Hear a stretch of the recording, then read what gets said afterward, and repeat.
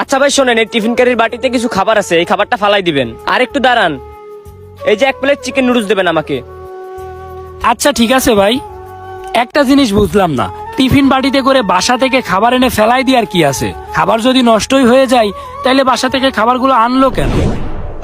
এই যে ভাই, আপনার খাবার আর আপনার টিফিন বাটির ওই খাবারগুলা ডাস্টবিনে ফেলাই দিয়েছি, টিফিন বাটিটা পরিষ্কার করতে দিয়েছি, আপনি যাওয়ার সময় নিয়ে যায়েন। আচ্ছা ঠিক আছে ভাই, থ্যাংক ইউ। মায়ের হাতের খাবার একটুও ভাল লাগে না। এই খাবারগুলো কত টেস্টি, খাইলেই মনটা ভরে যায়, প্রতিদিন খাইতে মন চায়। এখন থেকে প্রতিদিন এই রেস্টুরেন্টে এসেই খাবো, বাড়ির খাবার আর খাবো না। এখন খাবার সময় কে কল দিল রে? ধুরো, আবারও আম্মার কল, আর ভাল লাগে না। হ্যালো, কি হয়েছে? ফোন দিছো কেন? দুপুরে খাবার খাইছিস বাবা? আরে হ্যাঁ খাইছি। ওই যে খাবার দিছি ওইগুলো খাইছিস? আরে হ্যাঁ, তুমি যে খাবারগুলো দিছো ওই খাবারগুলোই খাইছি। আচ্ছা ঠিক আছে, এখন ফোন রাখো। হ্যাঁ বাই। দূর, আর বাঁচলাম না ওনার জ্বালায়, সবসময় বিরক্ত করে, আর ভাল লাগে না, একটু শান্তিতেও থাকতে দেয় না। কি ব্যাপার, এই ভাইটা মায়ের সাথে এত খারাপ ব্যবহার করতেছে কেন? মায়ের সাথে কেউ এরকম ব্যবহারও করতে পারে? ভাই প্রতিদিনের মতো এই খাবারটা আজকে ডাস্টবিনে ফালাই দেন, ফালাই দিয়ে আমার জন্য একটা বার্গার নিয়ে আসেন। ঠিক আছে ভাই, আনছি। এই খাবারগুলোও নষ্ট? আরে ভাই আপনিও তো বুঝবেন না, আপনারা যেটা বলছো ওইটা করেন, যান এই খাবারগুলো ফালাই দিয়ে আসেন। ফেলাই দিয়ে আসবো? ঠিক আছে ভাই, ফেলাই দিয়ে আসছি, সমস্যা নেই। আচ্ছা আপনি একটু বসেন, আপনার বার্গার আনছি আমি। উফ, এই খাবারটা কত সুস্বাদু, আর মায়ের হাতের খাবার, এই এক খাবার খাইতে খাইতে কি আর ভাল লাগে? ইচ্ছে করে প্রতিদিন এই খাবার এসে খাই, আর মায়ের এত জ্বালাতন আর ভাল লাগে না।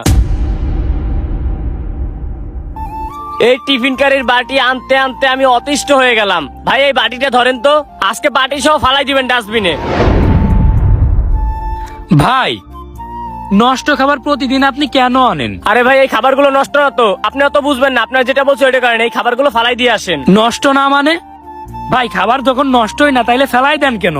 এই খাবারগুলো খাইলেই তো পারেন। আরে ভাই আপনি তো বুঝবেন না, আপনার বলছি না, আপনার যেটা বলছো ওইটা করেন, এই খাবারগুলো ডাস্টবিনে ফালাই দিয়ে আসেন, আর কথা বাড়াইয়েন না। ভাই আমি ফেলাই দিয়ে আসছি, কোনো সমস্যা নেই, কিন্তু আজকে আপনারে বলাই লাগবে, ভালো খাবারগুলো আপনি প্রতিদিন ডাস্টবিনে কেন ফেলাই দেন? আচ্ছা ভাই আপনার এতই শোনার ইচ্ছা, তাইলে শোনেন। এই খাবারগুলো আমার মা তার নিজের হাতে বানাই দেয়, আর মায়ের হাতের খাবার আমার একদম ভাল লাগে না। কি সব ফালতু খাবার বানায়, আর আমি এক খাবার কতদিন খাবো বলেন? আমি বলি আমারে দিও না খাবারগুলো, তারপর আমার কাছে জোর করে দিয়ে দেয়। তাইলে আমি নষ্ট করবো না তো কি করব? মায়ের হাতের খাবারগুলো না আমার একদমই ভাল লাগে না, ঘৃণা করে। এগুলো কি খাওয়া যায় আপনি বলেন?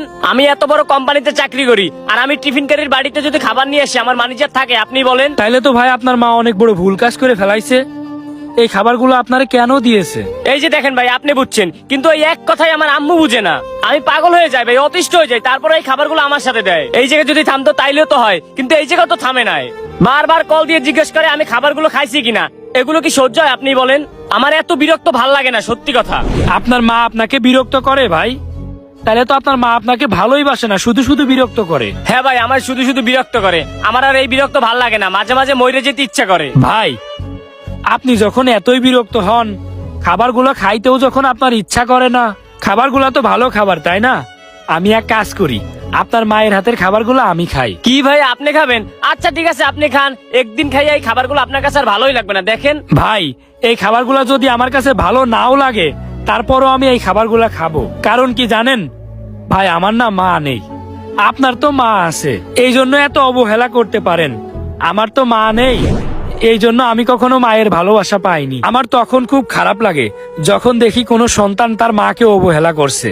ভাই আপনি যে ভাবেন যে এই খাবারগুলো কেন আপনার মা আপনারে দেয়, আসলে আপনার মা আপনারে অনেক ভালোবাসে, ভালোবেসে এই খাবারগুলো আপনারে দেয়। আর আপনি কিনা মায়ের ভালোবাসার প্রতিদান এইভাবে দেন। ভাই মাকে কখনো অবহেলা করবেন না।